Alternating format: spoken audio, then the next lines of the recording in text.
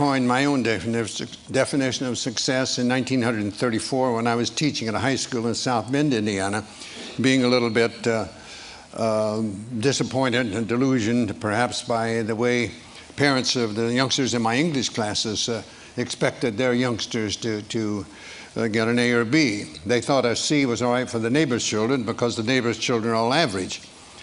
But they weren't satisfied with their own and would make the teacher feel that they had failed or the youngster had failed, and that's not right. The good Lord in His infinite wisdom didn't create us all equal as far as intelligence is concerned, any more than we're equal as far as size, appearance. Not everybody could earn an A or B, and I didn't like that way of judging, and I did know how the alumni of various schools back in the 30s judged coaches and athletic teams.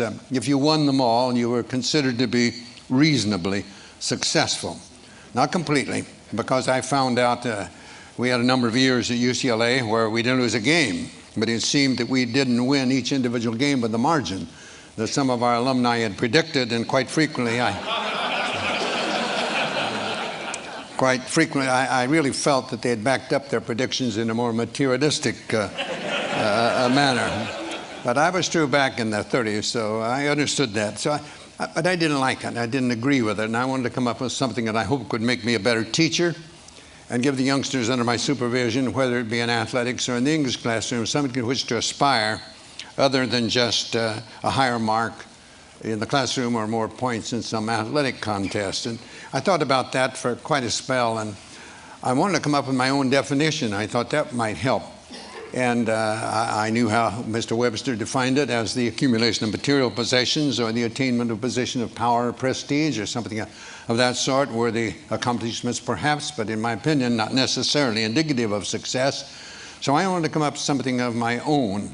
And I recalled I was raised on a small farm in southern Indiana, and Dad tried to teach me and my brothers that you should never try to be better than someone else. I'm sure at the time he did that. It didn't. Well, somewhere, I guess, in the hidden recesses of the mind, it popped out years later. Never try to be better than someone else. Always learn from others, and never cease trying to be the best you could be. That's under your control. And if you get too engrossed and involved and concerned in regard to the things over which you have no control, it will adversely affect the things over which you have control. Then I ran across this simple verse that said, "At God's footstool to confess, a poor soul knelt and bowed his head. I failed," he cried. "The Master said, thou didst thy best." That is success. From those things and one other perhaps, I coined my own definition of success, which is peace of mind attained only through self-satisfaction in knowing you made the effort to do the best of which you're capable. I believe that's true. If you make the effort to do the best of which you're capable, trying to improve the situation that exists for you, I think that's success, and I don't think others can judge that. I think it's like character and reputation. Your reputation is what you're perceived to be. Your character is what you really are, and I think the character is much more important than what you are perceived to be. You'd hope they'd both be good, but they don't necessarily be the same.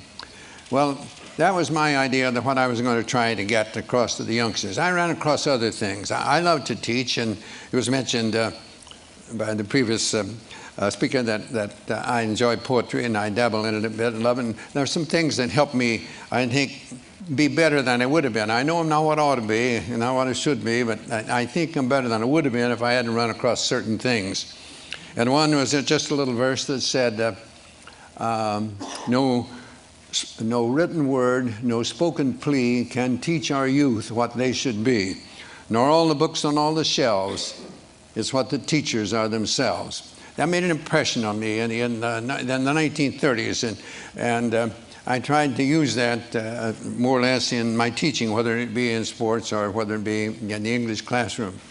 And I love poetry and always had an interest in that, and somehow, and maybe it's because Dad used to read to us at night with a coal oil lamp. We didn't have electricity in our farm home, and Dad would read poetry to us, so I always liked it. And about the same time that I ran across this one verse, I ran across another one that someone asked a lady teacher why she taught, and she, after some time, she said she wanted to think about that, and then she came up and said, they ask me why I teach, and I reply, where could I find such splendid company?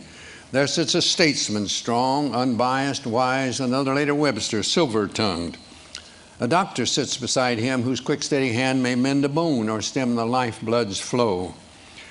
And there a builder, upward rise the arch of that church he builds, wherein that minister may speak the word of God and lead a stumbling soul to touch the Christ. And all about a gathering of teachers, farmers, merchants, laborers, those who work and vote and build and plan and pray into a great tomorrow. And I may say, I may not see the church or hear the word or eat the food their hands may grow, but yet again I may. And later I may say, I knew him once, and he was weak or strong or bold or proud or gay. I knew him once, but then he was a boy. They ask me why I teach, and I reply, where could I find such splendid company? And I believe the teaching profession, it's true, you have so many youngsters, and I got to think of my youngsters at UCLA, 30-some attorneys, 11 dentists, 10 doctors, many teachers in other professions. And that gives you a great deal of pleasure to see them go on. I've always tried to make the youngsters feel that they're there to get an education, number one. Basketball was second because it's paying their way. And they do need a little time for social activities, but you let social activities take a little precedence over the other two, and you're not going to have any very long. So that was the ideas that I tried to get across to the youngsters under my supervision. I had 3 rules pretty much that I stuck with practically all the time. I'd learned these prior to coming to UCLA, and I decided they were very important. One was never be late. Never be late. Later on, I had certain things that I had the players, if we're leaving for someone, they had to be neat and clean. There was a time when I made them wear jackets and shirts and ties, and then I saw our chancellor coming to school in denims and turtlenecks, and I thought it was a little not right for me to keep this other, so I let them they had to be neat and clean. And I had one of my greatest players that you probably heard of, Bill Walton. He came and gets the bus. We were leaving for somewhere and to play, and he wasn't clean and neat, so I would let him go. He couldn't get on the bus. He had to go home and get cleaned up to get to the airport if he could. So I was a stickler for that. I believed in that. I believe in time, very important. I believe you should be on time, but I felt the practices, for example, we start on time, we close on time. The youngsters didn't have to feel that we're going to keep them over. When I speak at coaching clinics, I often tell young coaches in the coaching clinics, more or less, they'll be the younger coaches getting in the profession, and most of them are young, you know, and probably newly married. And I tell them, don't run practices late, because you'll go home in a bad mood, and that's not good for a young married man to go home in a bad mood. When you get older, it doesn't make any difference, but. So I did believe on time. I believe starting on time, and I believe closing on time. And another one I had was not one word of profanity. One word of profanity, and you are out of here for the day. If I see it in a game, you're going to come out and sit on the bench. And the third one was never criticize a teammate.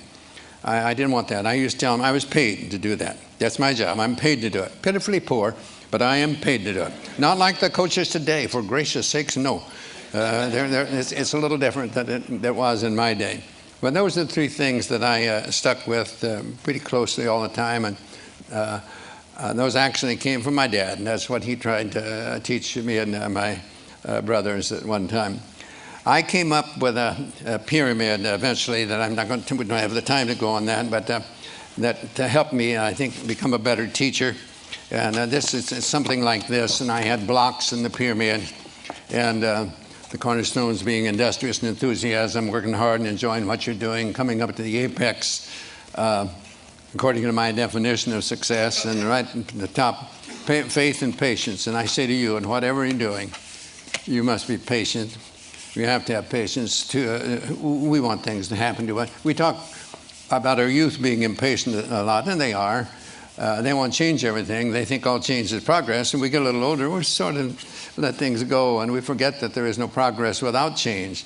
So you must have patience, and I believe that we must have faith.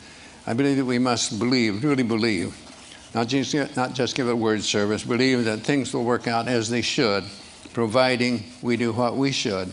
I think our tendency is to hope that things will turn out the way we want them to so much of the time, but we don't do the things that are necessary to make those things become reality. I worked on this for some 14 years, and I think it helped me become a better teacher, but it all evolved around that original definition of success. You know, a number of years ago, there was a Major League Baseball umpire by the name of George Moriarty, and he spelled Moriarty with only one I. I'd never seen that before, but he did. And big league baseball players, they're very perceptive about those things, and they noticed he had only one I in his name. And you'd be surprised how many also told him that that was one more than he had in his head at various times. But he wrote something that I think he did what I tried to do in this pyramid. He called it the road ahead or the road behind. And he said, sometimes I think the fates must grin as we denounce them and insist the only reason we can't win is the fates themselves have missed. Yet there lives on the ancient claim we win or lose within ourselves. The shining trophies on our shelves can never win tomorrow's game. You and I know deeper down there's always a chance to win the crown, but when we fail to give our best, we simply haven't met the test of giving all and saving none until the game is really won, of showing what is meant by grit, of playing through and others quit, of playing through, not letting up, it's bearing down that wins the cup, of dreaming there's a goal ahead, of hoping when our dreams are dead, of praying when our hopes have fled, yet losing, not afraid to fall, if bravely we have given all, for who can ask more of a man than giving all within his span? Giving all, it seems to me, is not so far from victory.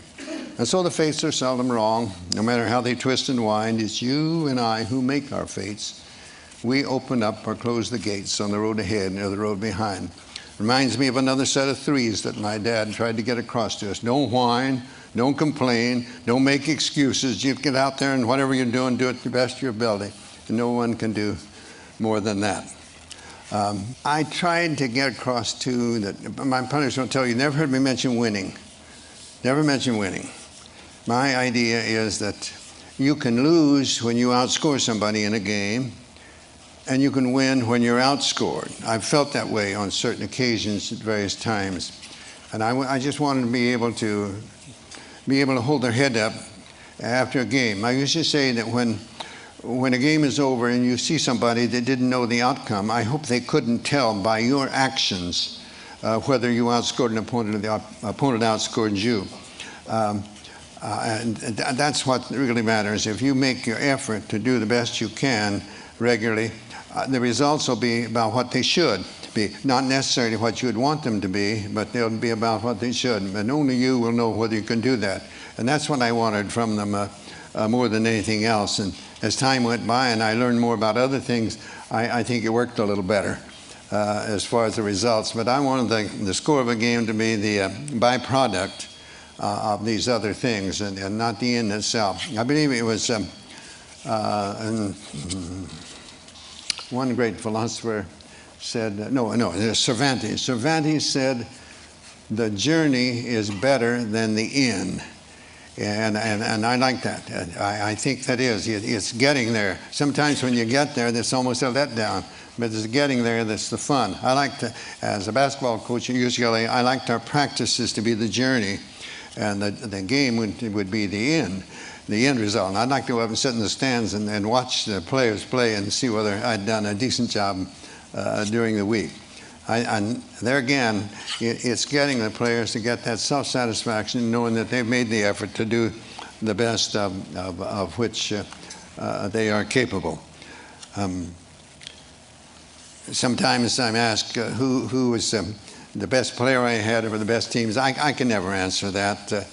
As far as the individual is concerned, I was asked one time about that, and it said, suppose that you in some way could make the perfect player, what would you want?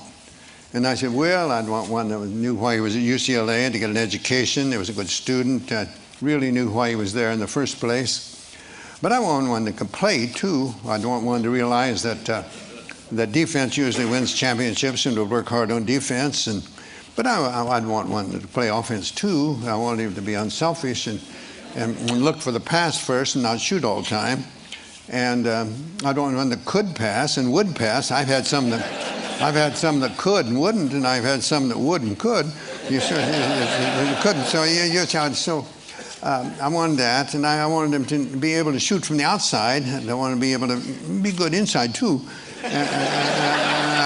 I'd want them to be able to rebound well at both ends too. And why not just take someone like Keith Wilkes and let it go at that?